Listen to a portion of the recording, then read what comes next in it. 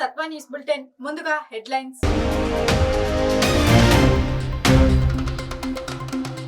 ముంబైలో ఉగ్రవాదులు రాసిన రక్త చరిత్రకు నేటితో 15 ఏళ్లు.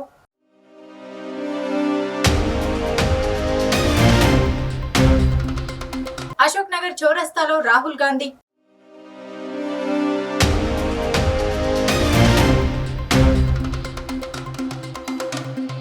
రేపటి నుంచి నారా లోకేష్ యువగలం పాదయాత్ర.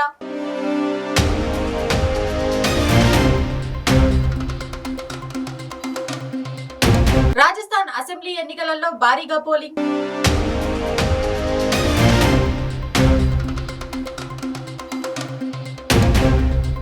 కాల్పుల విరమణ ఒప్పందాన్ని అతిక్రమించిన ఇజ్రాయెల్.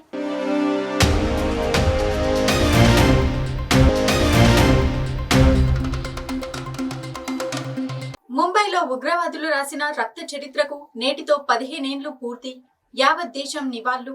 ముంబైకి గర్వకారణమైన గ్రేటర్ వే ఆఫ్ ఇండియా సమీపంలో ఉన్న 105 ఏళ్ల నాటి తాజ్ మహల్ హోటల్ ను టార్గెట్ చేసిన ఉగ్రవాదులు డిన్నర్ టైంలో హోటల్ పై దాడి చేశారు. అకస్మాత్తుగా విచక్షణ రహితంగా కాల్పులు జరపడంతో హోటల్లో ఉన్న వారందరూ ఒక్కచోటికి చేరుకున్నారు. ఈ దాడుల్లో తాజ్ మహల్ హోటల్లో 31 మంది చనిపోయారు.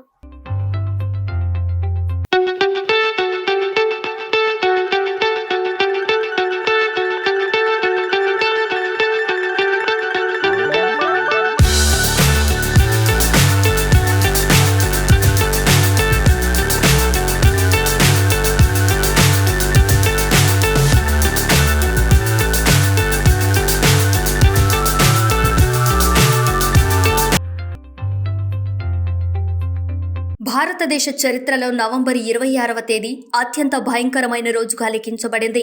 ఈ రోజు మది తలుపుల్లోకి వస్తే చాలు దేశ ప్రజల మనసుల్లో కోపాన్ని రేకెత్తిస్తుంది. 2008 నవంబర్ 26వ తేదీని దేశం ఎప్పటికీ మర్చిపోదు. ఈ రోజున ఉగ్రవాదులు అత్యంత క్రూరమైన దాడికి పాల్పడ్డారు. ఈ దాడిలో 18 మంది భద్రతా సిబ్బందితో సహా 166 మంది మరణించారు.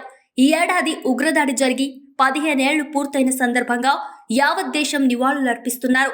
2008లో ఇదే రోజున పాకిస్తాన్కు చెందిన ఉగ్రవాద సంస్థ లష్కరే తోయిబాకు చెందిన 10 మంది ఉగ్రవాదులు ముంబైలోని 2 5 స్టార్ హోటళ్లు, హాస్పిటల్, రైల్వే స్టేషన్, యూదుల కేంద్రాన్ని లక్ష్యంగా చేసుకుని దేశ భద్రతా వ్యవస్థపై ప్రశ్నలు లేవనెత్తారు. నవంబర్ 26, 2008వ రోజు ముంబై కూడా యథావిధిగా తన విధుల్లోకి బిజీగా ఉంది. వీధుల నుంచి మార్కెట్ల వరకు సందడి నెలకొంది. ప్రతిరోజులాగానే ఆ రోజు కూడా ప్రజలు మెరైన్ డ్రైవ్ లో సముద్రపు అలలను ఆస్వాదించారు. లష్కరే తోయిబాకు చెందిన 10 మంది ఉగ్రవాదులు ముంబైలోకి సముద్ర మార్గం ద్వారా ప్రవేశించారు. దేశంలో మరణ హోమాన్ని సృష్టించడమే ఆ ఉగ్రవాదుల లక్ష్యం. ముంబైలో ఉగ్రవాదులు సృష్టించిన నరమేధానికి మొత్తం ప్లాన్ చాలా నెలల ముందే సిద్ధం చేసుకున్నారు. భారత సైన్యాన్ని మోసగించడానికి వారు మొదట భారతీయ పడవను హైజాక్ చేసి దానిలోని ప్రజలందరినీ చంపారు. అనంతరం ముష్కర్లో పడవలో రాత్రి 8 గంటలకు కోలాబా సమీపంలోని చేపల మార్కెట్ వద్ద సముద్ర తీరంలో దిగి టాక్సీలో తమ గమ్యస్థానాలకు చేరుకున్నారు. దర్యాప్తు అధికారులు తెలిపిన వివరాల ప్రకారం దాడి చేసిన ముష్కరుల బృందం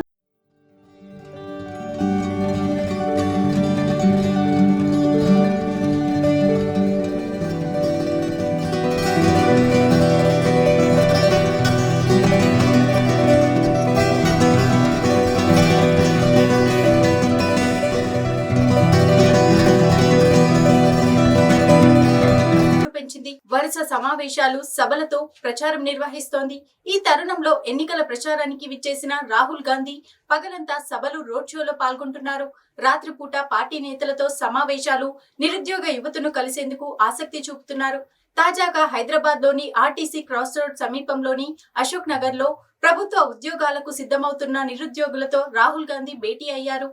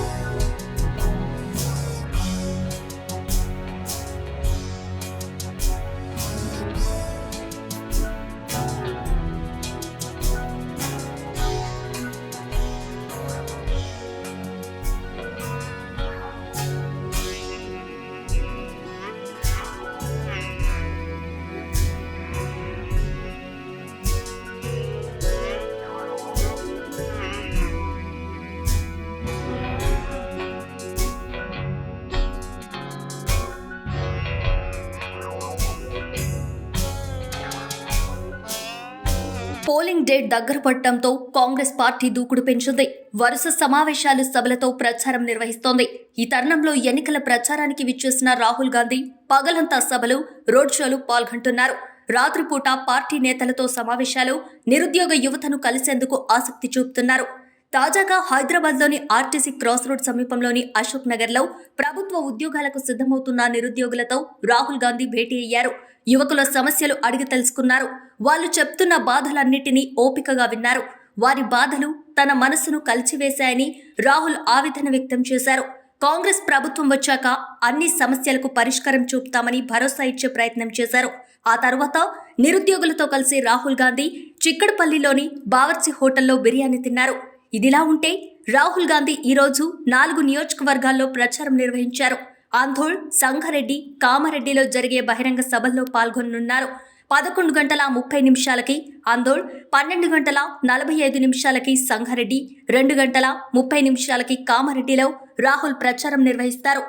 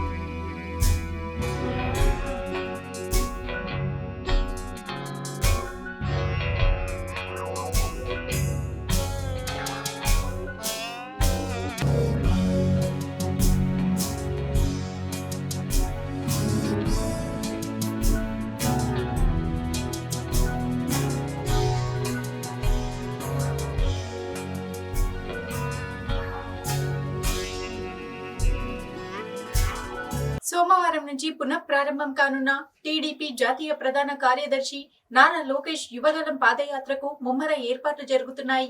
టీడీపీ శ్రేణులు భారీగా ఏర్పాట్లు చేస్తున్నాయి. అంబేద్కర్ కోనసీమ జిల్లా రాజోల్ మండలం పొదలాడ నుంచి సోమవారం పాదయాత్ర పునఃప్రారంభం కానుంది. ఇందుకోసం నారా లోకేష్ ఆదివారం సాయంత్రమే అక్కడికి చేరుకోనున్నారు.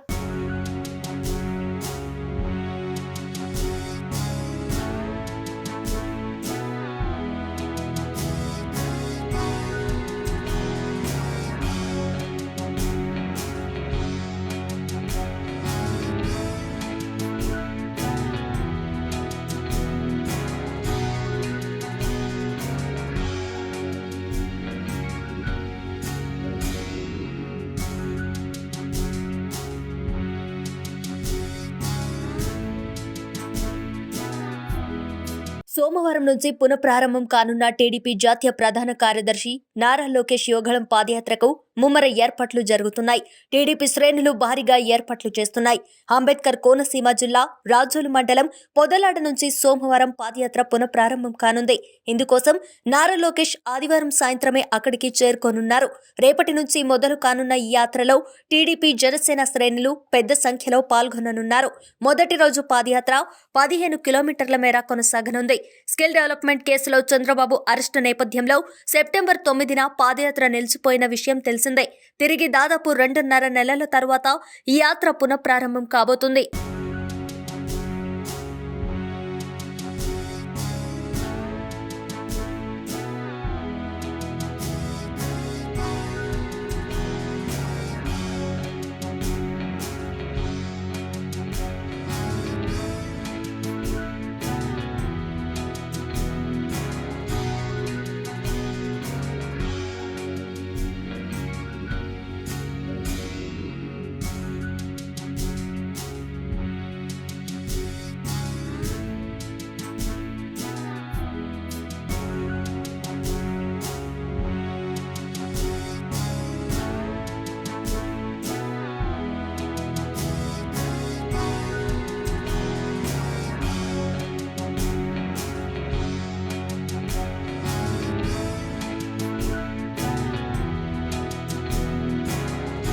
రాజస్థాన్ అసెంబ్లీ ఎన్నికలలో భారీగా పోలింగ్ నమోదైంది.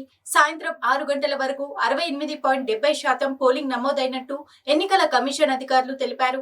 6 గంటల తర్వాత క్యూలో ఉన్న వారికి ఓటింగ్ కు వీలు కల్పించడంతో పోలింగ్ శాతం మరింత పెరిగే అవకాశం ఉంది. రాజస్థాన్ అసెంబ్లీ ఎన్నికల్లో భారీగా పోలింగ్ నమోదైంది. సాయంత్రం 6 గంటల వరకు 68.70% పోలింగ్ నమోదైనట్టు ఎన్నికల కమిషన్ అధికారులు తెలిపారు. 6 గంటల తర్వాత క్యూలో ఉన్న వారికి ఓటింగ్ కు వీలు కల్పించడంతో పోలింగ్ శాతం మరింత పెరిగే అవకాశం ఉంది. 200 అసెంబ్లీ స్థానాలకు గాను 199 అసెంబ్లీ స్థానాల్లో శనివారం ఉదయం 7 గంటలకు పోలింగ్ మొదలు కాగా 1-2 రాళ్లు రువ్వుకున్న సంఘటనలు మినహా ప్రశాంతంగా పోలింగ్ జరిగినట్టు అధికారులు వెల్లడించారు. రాజస్థాన్ అసెంబ్లీ ఎన్నికల్లో 1862 మంది అభ్యర్థులు ఎన్నికల బరిలో ఉండగా 5,29,00,000కు పైగా ఓటర్లు ఉన్నారు. కొత్తగా ఈసారి 22,61,000 మందికి ఓటు హక్కు లభించింది. 3 లక్షల మంది ఇప్పటికే పోస్టల్ బ్యాలెట్ ద్వారా తమ ఓటు హక్కును వినియోగించుకున్నారు. ఎన్నికలు సజావుగా నిర్వహించేందుకు రాష్ట్ర వ్యాప్తంగా 51,890 పోలింగ్ కేంద్రాలను ఏర్పాటు చేశారు. 2,74,000 మంది ప్రభుత్వ సిబ్బంది పోలింగ్ విధులు నిర్వహించగా 1,71,000 మంది పోలీస్ భద్రతా సిబ్బంది మోహరించారు. ఈసారి ఎన్నికల బరిలో ముఖ్యమంత్రి అశోక్ గెహ్లాట్, బీజేపీ మాజీ ముఖ్యమంత్రి వసుంధరా రాజే, మాజీ ఉప ముఖ్యమంత్రి సచిన్ పైలట్, కాంగ్రెస్ రాష్ట్ర అధ్యక్షుడు గోవింద్ సింగ్ డోటస్రావ్, విధానసభ స్పీకర్ కాంగ్రెస్ నేత సిపి జోషి తదితర హేమాహేమీలు ఉన్నారు. డిసెంబర్ 3న అసెంబ్లీ ఎన్నికల ఫలితాలు వెలువడనున్నాయి.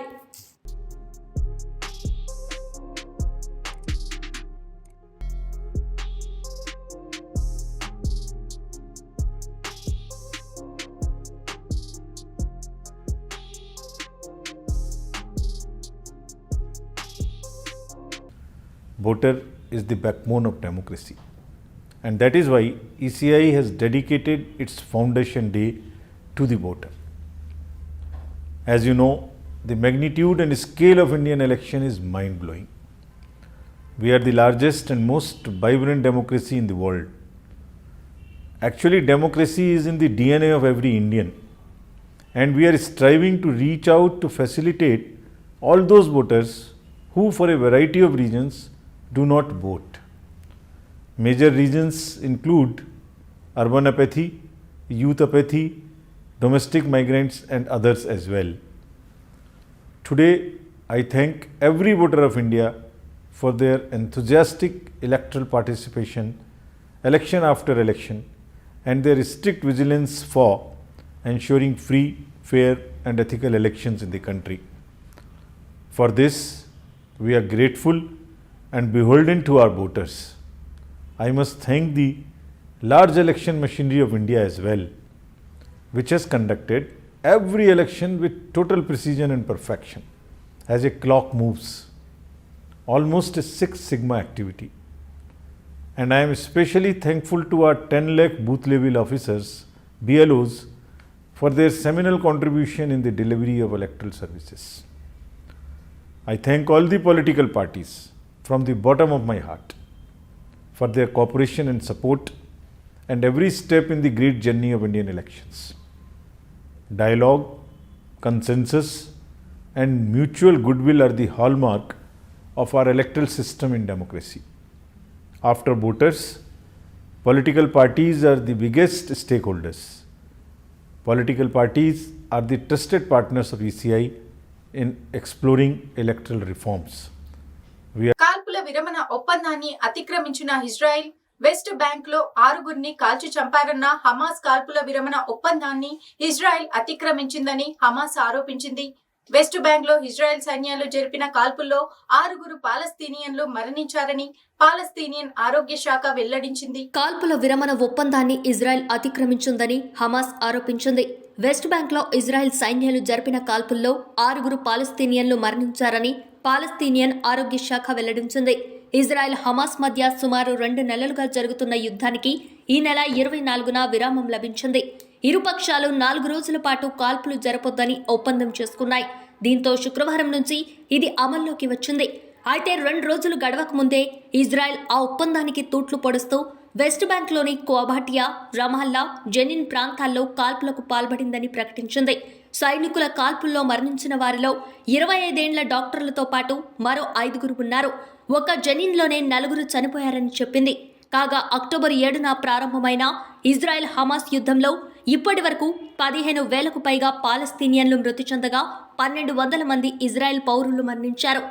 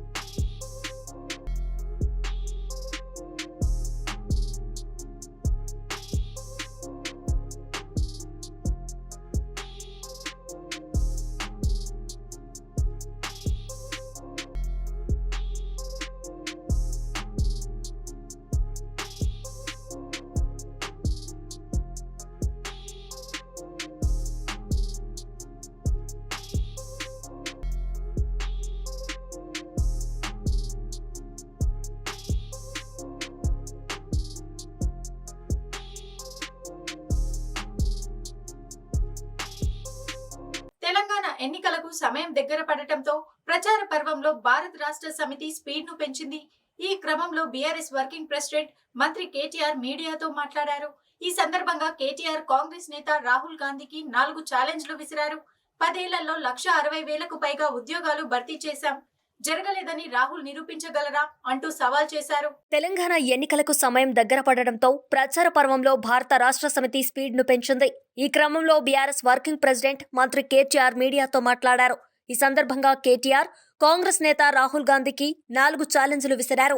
10 ఏళ్లలో 1,60,000కు పైగా ఉద్యోగాలు భర్తీ చేశాం, జరగలేదని రాహుల్ నిరూపించగలరా అంటూ సవాల్ చేశారు. దేశం మొత్తం మీద తెలంగాణలోనే ఎక్కువ ఉద్యోగాల భర్తీ జరిగింది. ఏ రాష్ట్రంలో కూడా ఇన్ని ప్రభుత్వ ఉద్యోగాలు భర్తీ చేయలేదన్నారు. కర్ణాటకలో 2.5 లక్షల ఉద్యోగాలు భర్తీ చేస్తామని కాంగ్రెస్ మోసం చేయలేదా? రాహుల్ గాంధీ ఒక్క ఉద్యోగమైనా చేశారా? ఎప్పుడైనా పరీక్ష రాస్తారా అంటూ కేటీఆర్ సవాల్ చేశారు. నిన్న రాహుల్ గాంధీ వచ్చిండు. ఆయన రాహుల్ గాంధీ ప్రియాంక గాంధీ ఇద్దరు వచ్చిరట తెలంగాణకు. వచ్చి నిన్న రామప్ప గుడికి పోయినరు, దండం పెట్టుకున్నారు, సంతోషం, మంచి పని. ఆడికెళ్ళి వచ్చి నోటికొచ్చిన మాటలు, నోటికొచ్చిన తిట్లు. ఏమంటాడు రాహుల్ గాంధీ వచ్చి? కేసీఆర్ది కుటుంబ పాలన. రాహుల్ గాంధీ ఎవడు అసలు? జవహర్లాల్ నెహ్రూ బిడ్డ ఇందిరాగాంధీ కొడుకు రాజీవ్ గాంధీ భార్య సోనియా గాంధీ కొడుకు ఇక్కడికి వచ్చి మన గొంగళ్ళ కూర్చొని ఇంటికి ఏరుకున్నట్టు కుటుంబ పాలన కేసీఆర్ది. ఆయన ఆమె చెల్లె ఇద్దరు వస్తారు. ప్రియాంక గాంధీ రాహుల్ గాంధీ ఒకటే వేదిక మీద నిలబడచ్చు, సోనియా గాంధీ అదే వేదిక మీద ఉండొచ్చు, ఇంకా అప్పుడప్పుడు చచ్చిపోయిన ఇందిరాగాంధీని, చచ్చిపోయిన రాజీవ్ గాంధీని, చచ్చిపోయిన నెహ్రూ గారిని అందరినీ యాద్ చేసుకోవచ్చు. కానీ కేసీఆర్ది మాత్రం కుటుంబ పాలన. ఇది ఎక్కడి నీతి నాకు అర్థం కాదు. గొంగళ్ళలో కూర్చొని కూడా ఇంటికెళ్ళి ఎడతారా గొంగళ్ళ తినుకుంటా? అట్లా లేదు అయ్యాల. ఇంకా దరిద్రం చెప్తాం మీకు నేను. ఏమంటాడు రాహుల్ గాంధీ వచ్చి? కేసీఆర్ మొత్తం కరప్షన్లో గురికపోయింది, అవినీతిమయం అయిపోయింది ప్రభుత్వం అంటాడు. 1,00,000 కోట్లు తిన్నాడు కేసీఆర్ అంటాడు. 80,000 కోట్ల ప్రాజెక్టు కాళేశ్వరం ప్రాజెక్టు పూర్తయింది. ఇవాళ అమెరికా వాళ్ళు పిలిచి పురస్కారాలు ఇస్తున్నారు. ప్రపంచంలోనే అతిపెద్ద లిఫ్ట్ ఇరిగేషన్ ప్రాజెక్ట్ ఎక్కడుంది అంటే తెలంగాణలో కేసీఆర్ కట్టిండు, కాళేశ్వరం కట్టిండని అమెరికా వాళ్ళు సైతం గుర్తిస్తున్నారు. అమెరికాలో ఉండే ప్రపంచ ఎన్వైరన్మెంటల్ కాంగ్రెస్ వాళ్ళు పిలిచి మరీ అవార్డులు ఇస్తూ ఉన్నారు. కానీ ఇక్కడున్న కాంగ్రెస్ వాళ్ళకైతే అర్థమైతలేదు. 80,000 కోట్ల ప్రాజెక్టులో 1,00,000 కోట్ల అవినీతి ఎట్లా జరుగుతుంది? ఈ ప్రశ్నలకు రాహుల్ సమాధానం చెప్పాలని డిమాండ్ చేశారు. ఈ సందర్భంగా మంత్రి కేటీఆర్ మాట్లాడుతూ 14 ఏళ్లుగా నవంబర్ 29న దీక్ష దివస్ జరుపుకుంటున్నామని వివరించారు. తెలంగాణ జాతిని ఏకం చేసిన రోజు నవంబర్ 29. ఆ రోజే తెలంగాణ మహోద్యమానికి బీజం పడిందని కేటీఆర్ పేర్కొన్నారు. నవంబర్ 29న తెలంగాణ ప్రజలంతా దీక్ష దివస్ జరుపుకోవాలని పిలుపునిచ్చారు. 29న బీఆర్ఎస్ శ్రేణులు సేవా కార్యక్రమాలు నిర్వహించాలని సూచించారు. ఢిల్లీ మెడలు వంచి కేసీఆర్ తెలంగాణ సాధించారని, కేసీఆర్ దమ్మున్న నాయకుడంటూ మంత్రి కేటీఆర్ పేర్కొన్నారు. బీజేపీ కోసం కాంగ్రెస్ డమ్మీ అభ్యర్థులను నిలబెట్టింది. బీజేపీని నిలువరించే మార్పు కావాలన్నట. నేనేమంటున్నా అంటే మార్పు కావాలనే కదా 58 ఏళ్ళు కొట్లాడి తెలంగాణ తెచ్చుకున్నదే. ఆ దిక్కుమాలిన కాంగ్రెస్ పాలన పోవాలి, ఆ దిక్కుమాలిన దరిద్రం పోవాలి, పోయి మార్పు కావాలనే 2014లోనే తెచ్చుకున్నాం. ఆ మార్పు ఆల్రెడీ వచ్చింది కాబట్టి ఇవాళ బ్రహ్మాండంగా నడుస్తున్నదనే మాట గట్టిగా మనందరం కూడా బయట చెప్పాల్సిన అవసరం ఉంది. 2014లో వచ్చిన మార్పు ఏదైతుందో తెలంగాణ రాష్ట్ర ఏర్పాటుతో దానివల్ల ఏమేం మారిందో చూడండి. ఎట్లుండే తెలంగాణ, ఎట్లయింది తెలంగాణ అనే మాట మీరు ఒక్కసారి ఆలోచన చేస్తే. ఇది వాటి సత్వా న్యూస్.